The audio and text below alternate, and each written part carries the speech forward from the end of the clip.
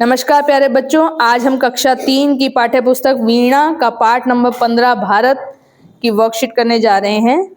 आइए शुरू करते हैं। यहाँ देखिए, नीचे एक वर्ग पहेली दी गई है जिनके शब्दों के तुकांत शब्द हमें खोजने हैं और लिखने हैं। यहाँ आपको हर एक का तुकांत शब्द इसके अंदर मिलेगा, उसको आपको खोजना है और लिखना है। तो शुरू करते हैं। देखिए, पहला शब्द देखिए प्यारा। यहाँ में प्यारा का तुकांत शब्द, उसी के जैसे शब्द यहाँ पे क्या है, ये देखिए सबसे ऊपर है न्यारा। न्यारा शब्द, इसे हम गोला बना के सामने लिख देंगे। अगला है धारा। जरूरी नहीं है आपको पाठ की पंक्ति में से देखना है, आपको सिर्फ इस वर्ग पहेली में से उत्तर देना है। तो धारा का जो तुकांत शब्द है ये नीचे लिखा हुआ है, देखो चारा। चारा। उसके बाद अगला है जाएं। जाएं का तुकांत शब्द क्या है, यहाँ देखिए इससे ऊपर खाएं। उसके बाद है नवंबर। देखो लास्ट में ब और र आ रहा है, तो यहाँ पे इधर देखिए डायगनली यहाँ पे लिखा हुआ है अक्टूबर। अक्टूबर, इसे गोला बनाना है और यहाँ पे लिख देना है अक्टूबर। आखिरी है पवित्र।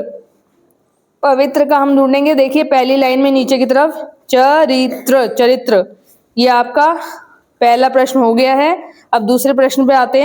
देखिए, एक ही नाम के दो अर्थ हैं यहाँ पे, तो दिए गए शब्दों में एक से अधिक अर्थ हो सकते हैं। सही अर्थ समझकर आपको वाक्य प्रयोग करना है। पहला है सोना। सोने के दो मतलब होते हैं, एक तो नींद लेना, दूसरा होता है एक धातु सोना जिससे अलग अलग ज्वेलरी बनती है। ठीक है, तो अब हम इसका वाक्य प्रयोग करेंगे। पहले हम नींद लेने वाले सोने की बात करेंगे। पहला वाक्य है, मुझे देर तक सोना अच्छा नहीं लगता है। दूसरा वाक्य प्रयोग सोना धातु के बारे में, एकता को सोना खरीदने जाना है। मैंने यहाँ अपना ही नाम ले दिया है, एकता को सोना खरीदने जाना है। अब सोना कोई नींद लेने तो जाएंगे नहीं, सोना एक धातु है जिससे हमारे आभूषण बनते हैं, ज्वेलरी बनती है, तो वो खरीदने जाना है। अगला है हमारा शब्द है तल। तल का बच्चों दो मतलब होते हैं, एक तो फ्राई करना, तलना, किसी भी चीज को तलना, और दूसरा होता है किसी चीज का सबसे निचला भाग, उसको कहते हैं तल, जहां वो जमीन से लग जाए। अब इसका वाक्य प्रयोग करते हैं तो आपको समझ में आएगा। हलवाई समोसे तल रहा है। ये तलने वाला, फ्राई करने वाला एग्जाम्पल हो गया। दूसरा है किसी भी चीज का तला, जो नीचे जमीन से लगा होता है। समुद्र के तल में खतरनाक जीव पाए जाते हैं, यानी समुद्र के सबसे नीचे भाग में, उसको उसका तल कहते हैं।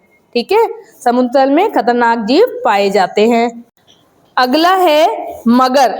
मगर के भी दो मतलब होते हैं, मगर यानी एक्सक्यूज देना, और दूसरा मगर होता है मगरमच्छ को भी हम मगर कहते हैं। हम वाक्य प्रयोग द्वारा समझेंगे। इस नदी में दो मगर रहते हैं। यहाँ मगर से मतलब है, हमारा अभिप्राय है मगरमच्छ से, मगरमच्छ को मगर बोलते हैं। दूसरा है राम का पेपर है मगर वो खेल रहा है ना, वह क्या कर रहा है, उसको पढ़ना चाहिए, लेकिन मगर वो क्या कर रहा है, खेल रहा है। अगला है घड़ी। घड़ी के भी दो मतलब होते हैं। एक घड़ी का मतलब होता है क्षण, हर क्षण जो निकल रहा है, हर घड़ी घड़ी जो निकली जा रही है। और एक होती है घड़ी जो हम हाथों में पहनते हैं, ये दीवार पे लगाते हैं। ठीक है, अब इसके हम वाक्य प्रयोग देख लेते हैं। राधा आज नई घड़ी लाई है। ये वॉच की बात हो रही है जो हम हाथों में पहनते हैं। दूसरा वाक्य प्रयोग है, विद्यालय आते ही नर्सरी के बच्चे हर घड़ी अपनी माता को याद करके रोते हैं। आपने देखा होगा जब नर्सरी के छोटे छोटे बच्चे विद्यालय आते हैं तो हर घड़ी मतलब हर क्षण अपनी माता को याद करके रोते हैं। ये वो वाली घड़ी हो गई। ठीक है, अब अगली वर्कशीट पे आ जाते हैं, नेक्स्ट पेज पर। यहाँ देखिए हमारे सामने भारत कविता का चित्र है और कुछ पंक्तियां हैं। उन पंक्तियों के आधार पर हमें उत्तर देना है।